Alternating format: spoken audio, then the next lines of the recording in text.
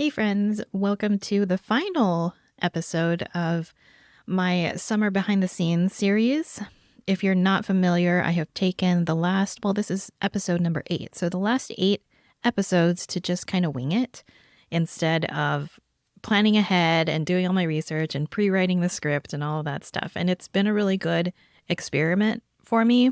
I actually wonder if it would be worth doing this in between my regular content-based episodes, maybe alternating the days. Anyway, I'm just considering that because this has been really good for me, just the idea of creating this content with the intent of having you hear about what I'm working on and not holding myself to the standards that I usually have for my content that I put out each week. But I am considering that, and I think that after a few weeks, I'll know what my answer is. I think it would be really cool, but I also don't want to overload myself. But then at the same time, it's kind of the same thing, right? Because if I go back to my old format, which is content-based, SEO optimized types of content and episodes on this podcast, then it's kind of the same, right? It's still every other week with that, but then I'm filling in the blank weeks with me checking in. I don't know. I feel like it shouldn't be that hard, but since it's me doing all the stuff and wearing all the hats back here, then it's kind of like I need to have a talk with my supervisor, which is me, before I make any decisions like that. But we'll see how it goes. Today, for the final episode of Summer Behind the Scenes, I'd like to share with you what I'm up to on a personal level, because I do have my own personal projects that I'm doing that are technically not business related, although I don't think I can ever not think about business and making things part of my career path. But I would like to share with you what I've been working on and what I'm learning. And then after that shouldn't take too long. It's just a couple of things. But after that, I'm going to tell you what my plans are for the brief hiatus that I'm going to be on after this episode airs. So I think in my previous episode, I had said that I wanted to take 2 weeks off and just regroup and give myself time to breathe and then come back with the regular content again. And I decided to go ahead and double that for myself, not for any particular reason other than that I know that I probably need more rest than I'm giving myself. Just based on previous patterns and knowing myself, I probably need double what I'm allowing myself to take off. So I'm going to take off 4 weeks, and that means that we'll be back with the next episode near the end of August. And I'm going to be plenty busy. One of the things that I'm doing personally is I'm taking a children's illustration course. It's via the extension offerings from UC San Diego. And it's one of those things that as a personal project, I have a lot of interest in it because I have an idea for a children's book that I would like to make. And especially now that my workbook is finished and I've kind of taken myself through the process of creating something physical, I'm really interested in it, and I just want to see if I can do it and how it turns out. But I felt like I wanted some formal education, so I went ahead and signed up for it. It's expensive. It is not cheap. It was like $400, $425, I think. And it's several weeks this summer. It's actually a lot of work. I thought that it would just be your regular course where they'd give you information and then you have reflection questions and then maybe they have exercises that you can do.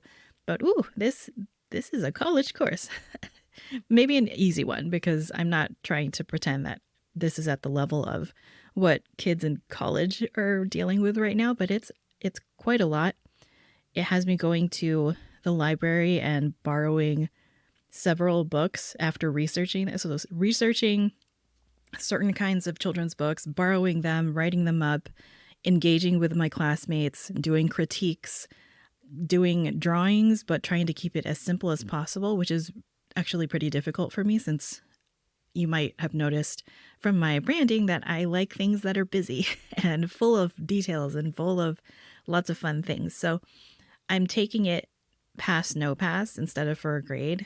I don't know if I actually want to go through with all of the classes after this. and go for a formal certificate, or if I'm just going to maybe take the next one and then kind of do things on my own from there. Because I think that I could probably self-publish my own children's book since I have some experience with that, just, past experience. But it's been really good for me, and it's also been a good practice in not expecting too much of myself. So I'm not trying to get an A.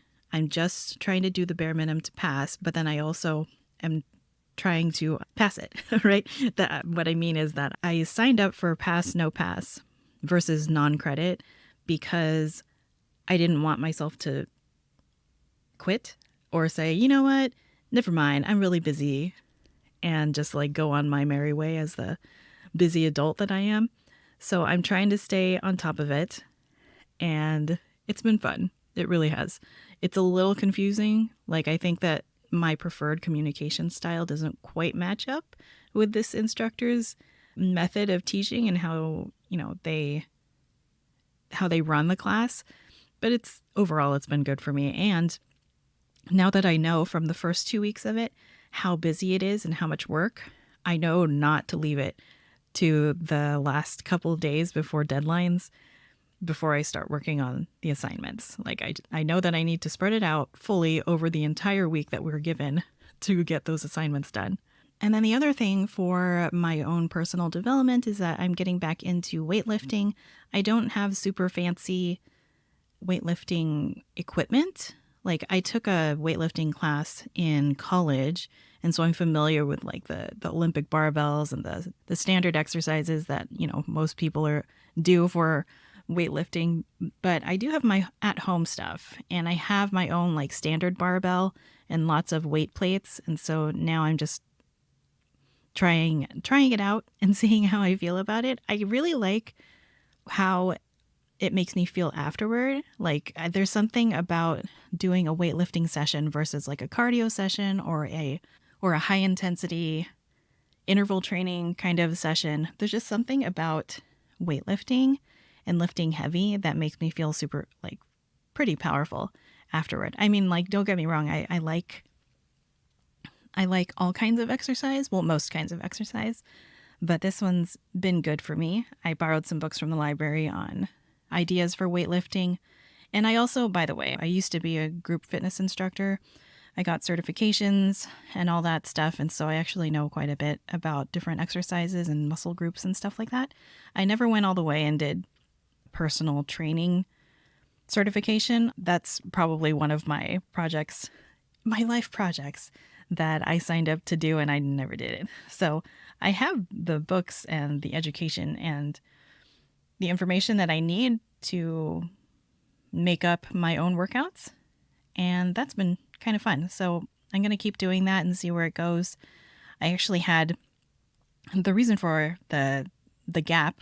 I mean, like, you probably didn't notice, but there is a gap between the last episode and this one, was because I had like a family thing come up, and it kind of tossed my nervous system all over the place.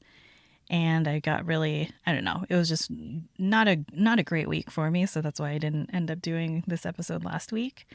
But I will say that being physical and working out has helped a lot, just because, you have things to think about.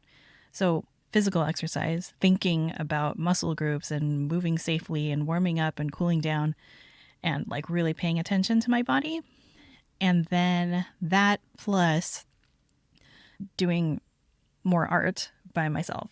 So I've really gotten into watercoloring. I like to do abstract stuff, and I'm trying to follow some like watercolor exercises that are more mindfulness based, which has been really good for me. It turns out that I have been avoiding, well, not really. Part of my challenge with art has been that I've been expecting too much of myself. And so I think giving myself permission to do abstract stuff and not caring about what it looks like has been really good. So overall, I'd say that I'm having a lot of fun. I'd say that I have plenty to keep me busy. Obviously, I'm still taking care of my brother.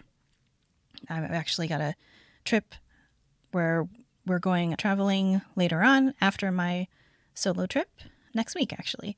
So, moving on to the plan and what I have planned for myself, next week I'm going to be going on a solo trip. I really like going on local driving, sort of, semi local, anything that I can get to via a car just to get away. So I'm going somewhere next week just by myself to take a break. And I'll probably bring my art supplies. And I got a few days in a hotel. And I won't say where I am for safety reasons. But yeah, I'm looking forward to that just to kind of get away for a little while. I always wonder about people who are like influencers or do social media for a living and how they're always, social media is really something in itself, but the way that people are bound to their phones, especially people who make a living off of it or they're trying to, and they're going traveling and spending money to be in certain locations, but then they're also broadcasting it to the world. And I don't know. I think that there's probably some level of safety that you have to have with yourself and the place that you're in for you to do that. And I definitely don't have that. Like occasionally, I know in previous trips that I took, like to Disneyland by myself, I know that there's no way to really avoid people if you share anything about being at Disneyland, because obviously if you're in the park, then everyone, kind of knows where you are. But my little workaround for that was whenever I posted something on Instagram just to say where I am and what I'm doing, because that's the part of Instagram that I actually enjoy doing. I tend to wait until I'm out of that location before I post it, just so that, I don't know, if someone's like watching my stories or whatever, I don't want them to like spy on me. I don't know. They can spy on me at any time, but yeah, it's just weird. I'm a little weird with that, with solo travel and making known where I'm located at the moment. But I'm going to take that little break next week just to regroup and relax. And then the next thing is my batching membership that I'm putting together. Now, this part is a little tricky for me because the original intention for the batching membership was that I wanted to do something about how it's hard to make friends with other entrepreneurs, because most of the time if you look for small businesses or you do a Google search or you do like looking for, on meetups or Eventbrite kinds of things, my experience has been that you always end up with people who are like restaurant owners or in the trades like plumbers and mechanical kinds of work. And not that I don't want to meet those kinds of people, but like my people are more of the mental health, mental awareness, life coaching, transformational services types of people. And I'm like, I don't understand this. Like, how come I can only find these kinds of people online? And you never know who around you is actually doing this in a virtual way, because we're kind of invisible, right? We're virtual and we don't need an office. And it's just one of those things where I'm like, these are the kind of people that I want to be with, because I just want to have like deeper conversations and stuff like that. Not that people who aren't entrepreneurs can't have deep conversations, but there's just something about talking with someone else who is a business owner or a service provider and just having that connection and knowing what it actually is like versus my experience with speaking with people who are in more of a corporate day job type of setting. They tend to get kind of wistful and dreamy-eyed about having a business. And that's fine, except that it kind of blocks me off because I'm like, well, I don't want to pop their dream bubble, and I don't want to be like a downer about it, but this is a hard career path. So the idea with the batching membership was that I was hoping that I could bring people together under, kind of sounds deceptive, but under the guise of getting together to batch out some stuff. And I think that that's still relevant, but I also wanted to bake in some kind of like friend matchmaking, like meet other entrepreneurs, and we'll also work on batching things together. And I don't know, I had that in my mind for more than a couple months, and it just never really sunk in.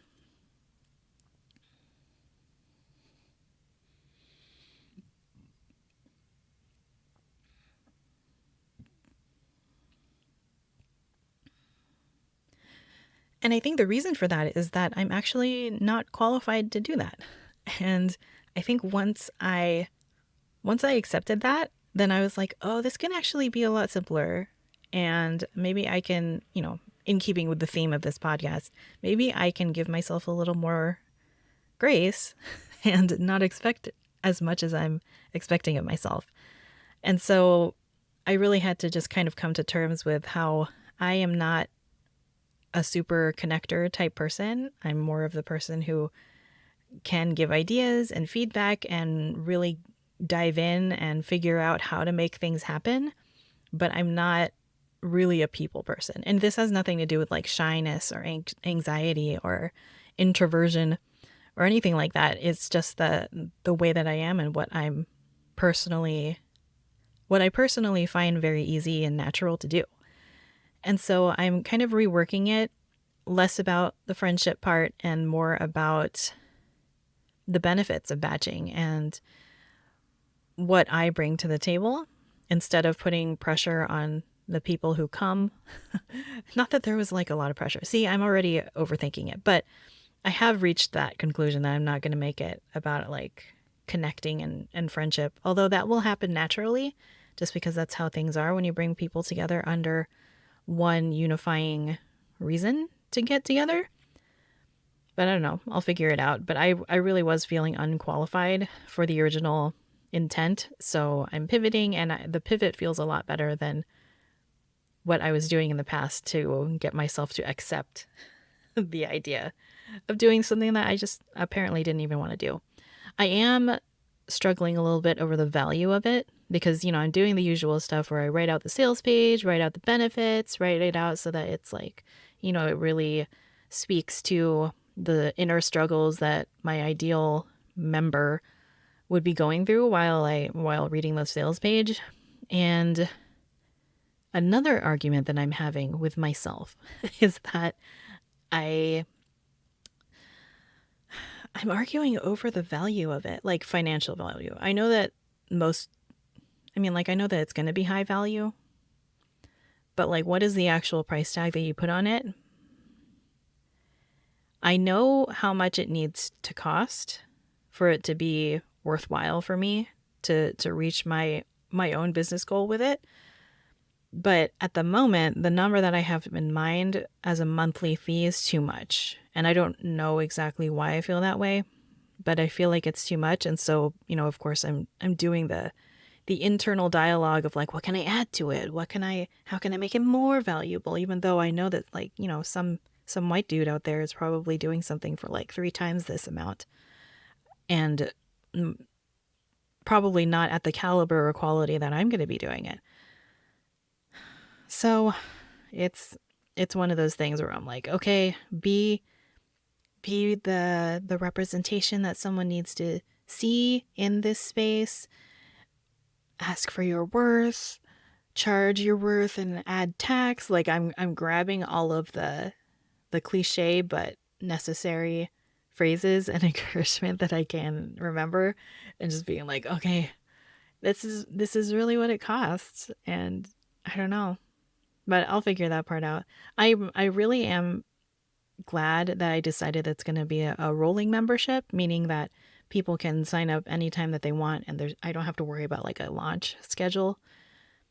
Because honestly, after working on, my illustration course, having assignments and having to finish them, that's a big thing that's taking part of my brain.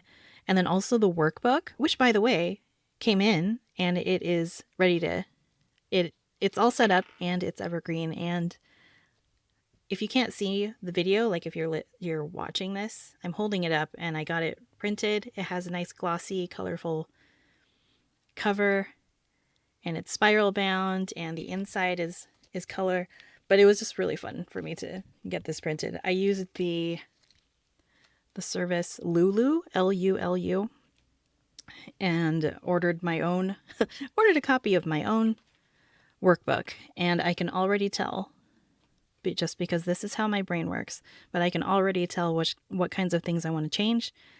And I know that I had chosen the wrong kind of paper because this is I chose like the premium color paper, but then that made it semi-glossy in my opinion. And it's a workbook that I want people to write in. And so now I'm like, well, technically if someone got this exact copy, then their writing would smudge, you know? So things like that are on my mind. But it's still really nice to have a physical copy of my own. And it's a digital product. Like, I'm not selling physical copies, so people can print it out however, with whatever supplies they have. But yeah, so that's actually really nice to have something finished and done, and the project is over, like, high five team, which is me, and being able to like move on to the next thing. And so I mentioned that because with the membership, I really need something. I'm kind of tired of aiming for a finish line.